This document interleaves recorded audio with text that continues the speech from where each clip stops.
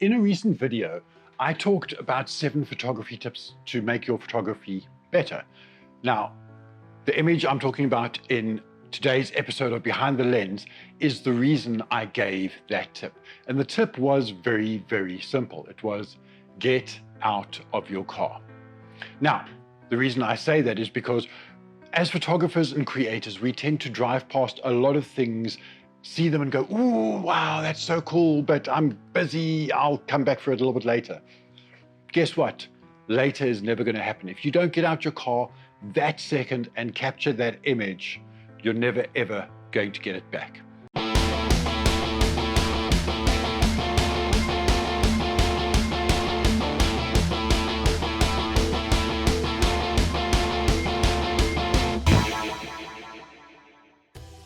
Now, today's image is a story I created in 2013 when I was down in Durban covering the Shayne and the Shayne brothers trial with the corruption and Jacob Zuma and all of that. I don't really want to get into it because, yeah, you know, Jacob Zuma, that's just bad news. If you're not South African, you won't understand. If you are South African, well, yeah, you know what I'm talking about.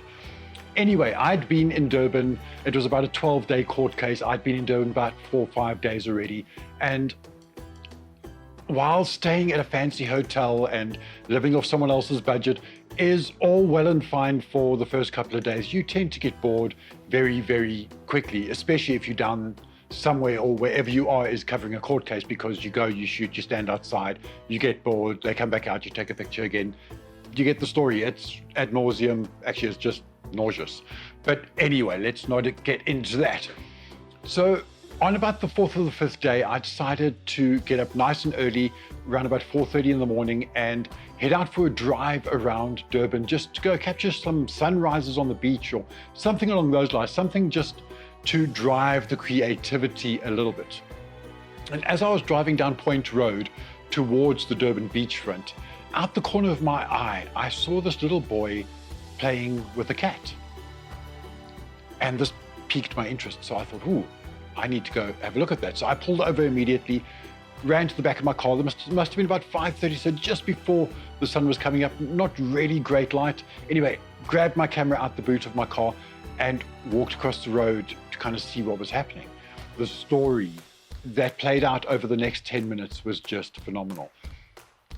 So I walked over, and here was this little street child who, you know, basically had no parents, had nowhere to live, lived on the streets, and he was sitting there playing with this little cat/slant kitten. It must have been maybe about 18 months old. And they were running around on the road, and at first I kind of just thought, oh, well, you know, there's a boy, there's a cat, they're playing with each other, that's all well and fine. He's going to go in his way, the cat's going to go back to wherever it lived. And it turned out not to be the case.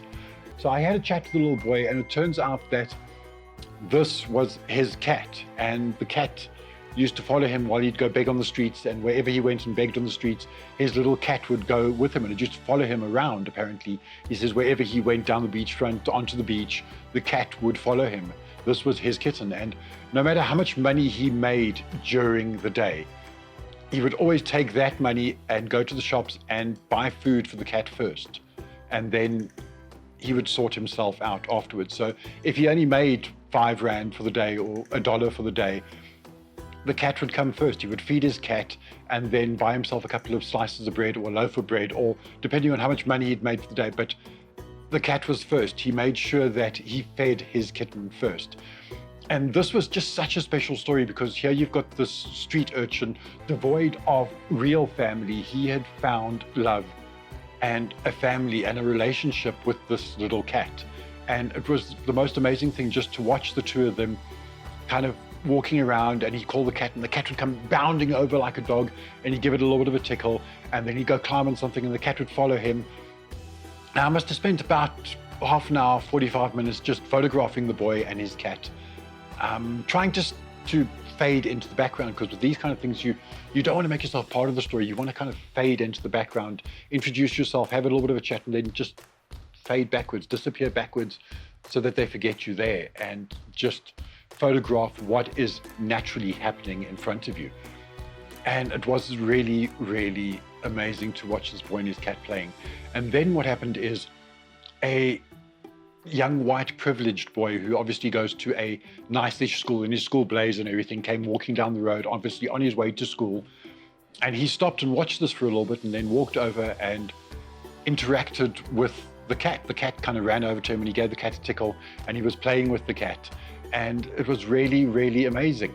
And the distinction between these two boys of a very similar age, where, you know, the white boy who was going to school was all dressed and smart and everything, but that boundary kind of fell away as the two boys played with the cat together. And there was this little bond, this little moment as they were playing together, but you could kind of see when the street kid walked over, and you can kind of see he's looking down at this poor street boy's feet that are dirty and obviously no shoes, and his pants are dirty, and you can kind of see this class difference between them. But because this cat was there, the two of them spent 10-15 minutes playing together with the cat, and then, you know, the street boy called his cat over and the cat ran over to him and they walked off down the street, and the other boy continued off to school or wherever he was on his way to. There are quite a couple of images that could have made the one image, because from a set like this, there's always one image that stands out in your mind, and there's a couple of them. You know, I like the one of him running down the road with the cat chasing him, but for me, the single image was him crouching down on the road and calling the cat, and the cat jumping sort of in full motion towards him. That image for me told the story completely, how this cat was part of his family. These moments are really, really special, and as a photographer, as a storyteller, as a photojournalist, as a creator, these are the kind of moments you need to strive to tell. These things only happen a certain amount of times in your career. Yes, you get to tell lots of stories over the time, and there'll be great stories, but there will only be a certain amount of special stories. And this was one of those special stories to me, where I got to be an observer, a fly on the wall in 10 minutes of this boy's life that was perfect, where he wasn't worried about food, he wasn't worried about clothes, he wasn't worried about where he lived, he wasn't worried about where the next meal was coming from, he wasn't worried about any of that. He was just being a young boy playing with his pet. And anyway, that's today's story. Nice, short and sweet. If you haven't watched the first episode of Behind the Lens, feel free to click on this side, click on the little I button up here.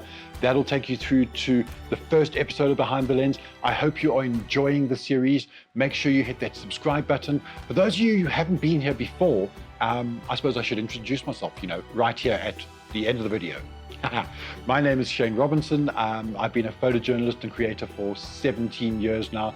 I've worked in 43 countries around the world, covering everything from war and disaster to natural disasters, tsunamis, earthquakes, to fashion, to news, to sport. And that's what I've done. And I recently retired to spend more time with my children. And I now create content on YouTube. So feel free to hit that subscribe button. I mostly do reviews, tutorials, and those kind of things. And this Behind the Lens series is something new I'm trying out. So I'd really love to hear back from you guys, your thoughts, your comments on the series. And is this something that you are considering? Are you a young photographer, photojournalist, someone who has aspirations of doing this for a living? I'd love to hear from you. Feel free to drop comments below. We can even chat via email. I'd love to share the knowledge that I have gained over the past 17 years, because without you guys, there is no me. There's no point in me making these videos if I don't hear back from you. It's a two-way street. Anyway, if you've enjoyed this video, make sure you hit that subscribe button, give it a nice big thumbs up, share it out with your friends, and all that stuff that us YouTubers tell you to do. And I will see you in the next video. Cheers, guys.